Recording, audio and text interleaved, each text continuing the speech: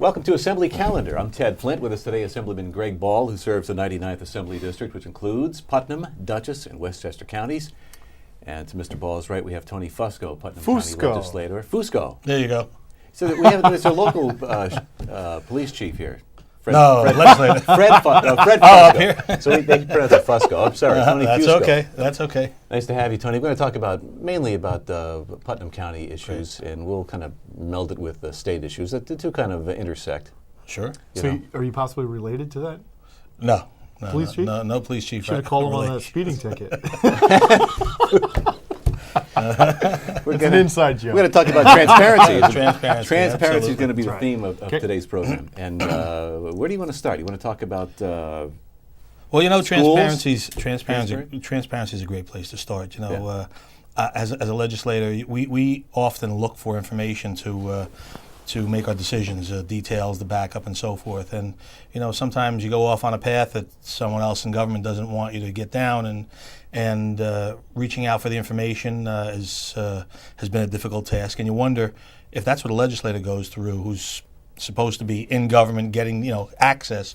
What does the regular guy go through? And so I've been fighting to make sure that's cleaned up a bit, and transparency is what's supposed to be. And Tony, you said that there's a technology out there that allows full transparency at the local and possibly at the state level, so people can drill down. You want Well, in accounting, absolutely, Greg. One of the things that I started last year, one of the great things, I'm up here at the NISAC convention, and one of the great things about it is you get the opportunity to see what's available to the counties through the vendors that show their wares and so forth. And there's one company, I won't mention the name on air, but they have a product that... Because they haven't sponsored you yet. Thanks.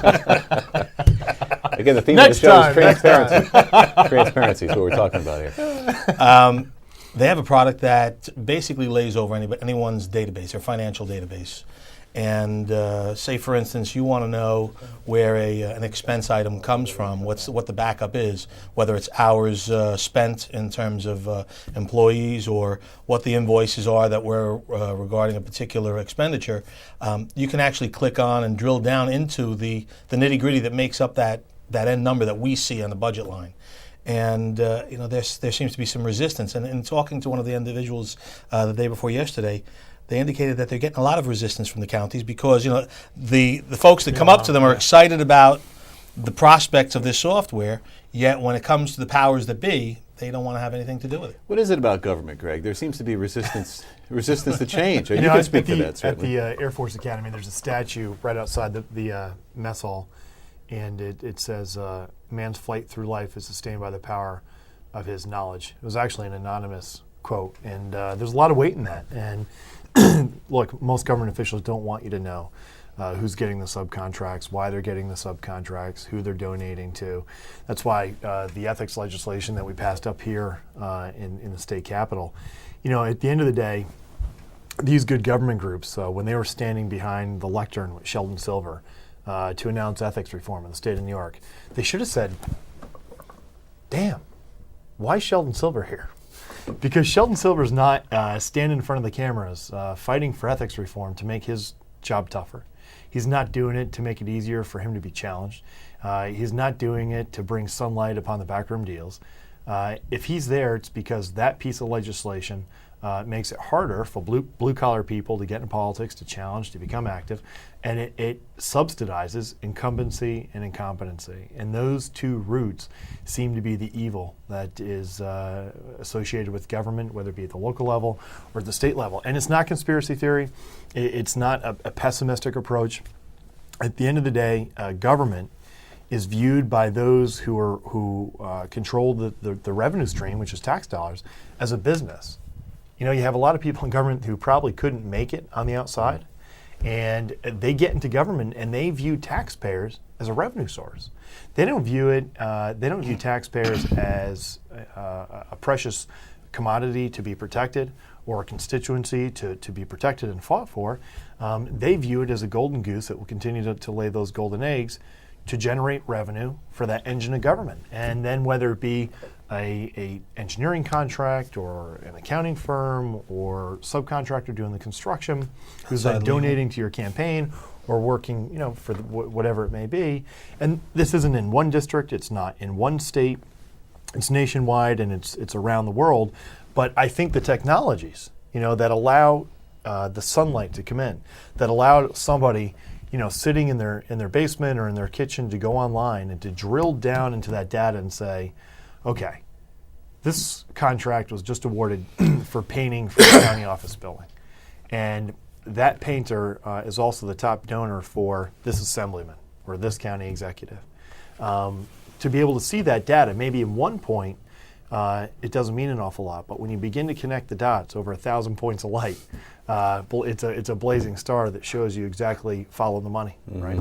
So, one of the things that I'm going to implement or bring into the legislature is a bill or resolution that insists that we see the principles of contract vendees. And that's important so you can shake them down before you actually give them the contract. You're too serious. Well, you teach me, Greg. Is that how you do it? Listen, no, seriously. We have contracts that come before us, some very lucrative contracts, some that seem overly bloated. And somebody's making out tremendously on the backs of the taxpayer. Mm-hmm. And we need to know not just who those companies are, but who's hiding behind the companies, the principal owners. I'm going to ask that the principals be not only named in the contract negotiation and in the final contract, but that they're actually named on the books in the legislature so that we have a permanent record of it and so the public can see who's attached to what. It's the public's money. It's not too unreasonable a request, right? Yeah. You can see why you get resistance, though. Well, you want to talk about schools, the air quality, buses idling? Yeah, absolutely. Recently, we've had. Well, actually, it's from what I've found out recently is that it's been a 5-year plague. The Mahopac Central School District has an air quality problem, and they've done all that they can, or they're doing all that they can to remediate it. But it's been an uphill battle for them. I had heard rumors from some of my constituents that buses were idling 45 minutes and beyond, and when I called the district office, I was told, "No way, 5 minutes. That's the law." So I have one constituent telling me one thing, another office telling me another. So I go out and do my own investigation. And I sat there just 2 weeks ago on a Friday morning at 6 o'clock, got there at 10 after, and the buses were running for at least 40 minutes in my view. And we got there, all of the buses were running. I videotaped them. The angle wasn't exactly as I'd like, so I went back on Monday morning, went back a half hour early, and the buses were already begun to start at 5:45. Now, the buses don't roll till 6:45, 7 o'clock. And so you can imagine the buses are idling in not the schoolyard per se, but on the campus for over an hour. Plumes, 100 buses, about 60 diesel buses, and then plus the gas buses.